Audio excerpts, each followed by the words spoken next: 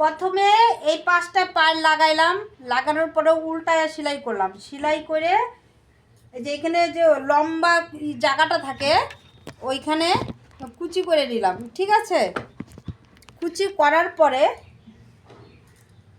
আরেকটা যে পাট আছে, আরেকটা পাটের এই যে এই পাশটা সেলাই করে নিলাম। এই যে এই পাশটা সেলাই করার পরে এই যে কুচিগুলা একসাথে করলাম, এই যে হয়ে গেল।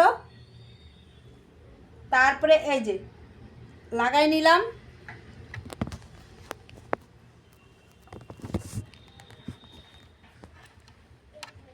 লাগায় নেওয়ার পরে এই যে দেখো, এই যে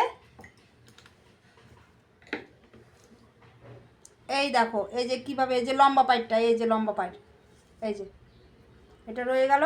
তারপরে এই যে এইখানে দিলাম, দিয়ে এই যে